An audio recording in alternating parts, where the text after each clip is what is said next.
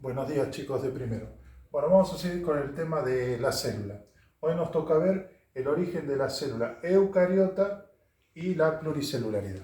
Bueno, nosotros ya habíamos visto el tema de células, ya sabemos las partes de la célula, que hay varios tipos de célula, que está la célula animal, vegetal, la eucariota, la procariota. Ahora nos vamos a dedicar fundamentalmente a la eucariota. Tenemos que empezar por un concepto básico, simbiosis. ¿Qué es la simbiosis?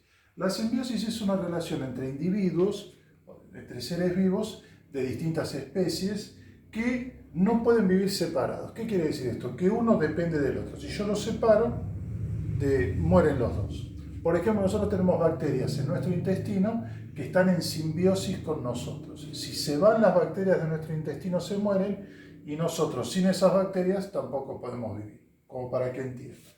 Ahora vamos a ver la teoría de la endosimbiosis, que me va a explicar cómo se originaron las células eucariotas. Pasó lo siguiente.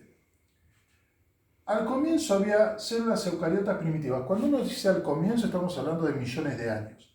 Lo que pasa es que para que aparecieran estas primitivas células anaeróbicas y eucariotas, pasaron muchos miles de años desde que se originó la vida. ¿Está? Pero bueno, por ahora vamos a quedarnos de esa manera. Entonces, eucariota primitiva anaeróbica heterótrofa. Heterótrofa, acuérdense que ya lo habíamos visto, es que no pueden fabricar su alimento. ¿Qué pasó? Había células eucariotas primitivas, pero también había bacterias que estaban muy especializadas en la respiración. Entonces imagínense esta situación. Va la célula eucariota, por ahí iba nadando, estaba por ahí. De golpe ve a una bacteria y la va a comer.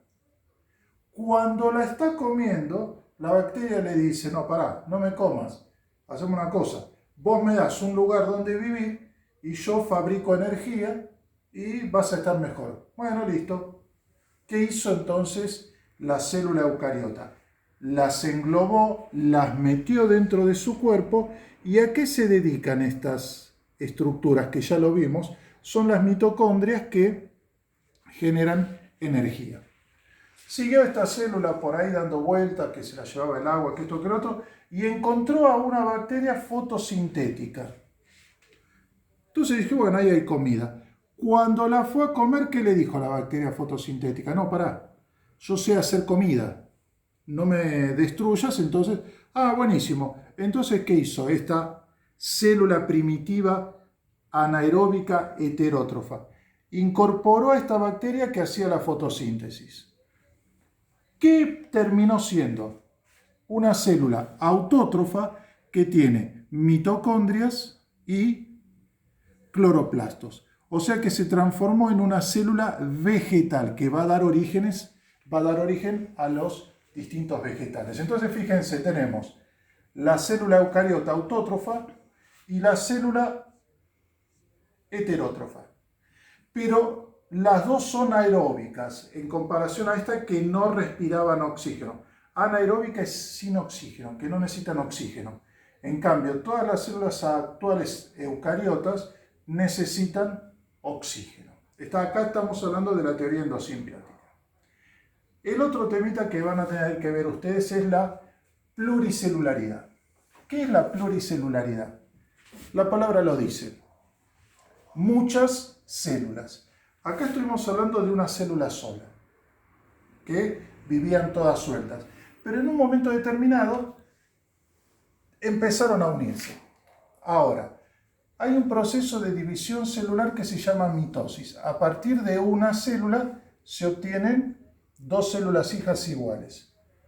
Si esto pasa, tenemos una célula, se divide y tenemos dos, después esta y esta se dividen en dos y se van multiplicando. Pero en un momento determinado no se separaron. Entonces, ¿qué formaron? Empezaron a formar colonias. Las colonias, que son células que son varias células juntas que tienen una cierta independencia. ¿Está? Ahora, siempre estamos hablando paso por paso. Primero era una, después vinieron las colonias y después vino el tema de la pluricelularidad. Un organismo pluricelular son los que vemos generalmente. Los organismos unicelulares son los que no vemos. Pero ahora, ¿el tema cuál es? ¿Qué beneficios trajo esta pluricelularidad? Que las células empezaran a especializarse. Entonces, por ejemplo, nosotros, imagínense el ser humano, tenemos células que llevan oxígeno a todo el cuerpo. Ejemplo, los glóbulos rojos. Tenemos células que mueven. Ejemplo, las células musculares. Tenemos células que se endurecen y forman los huesos. Entonces, cada célula empezó a trabajar y a especializarse en un trabajo, lo que hizo que pudiese aumentar el tamaño de los seres vivos. ¿Está? Porque si hablamos de una célula sola, es muy chiquita. Pero al haber muchas células, eso permitió ampliar el tamaño, lo que hace que tengamos animales de 30 metros, como una ballena, y animales muy chiquitos, pluricelulares. Pero lo importante de la pluricelularidad es que pudieron dividirse el trabajo y especializarse las células en distintas funciones. ¿Está? Bueno, listo chicos, nos vemos la próxima.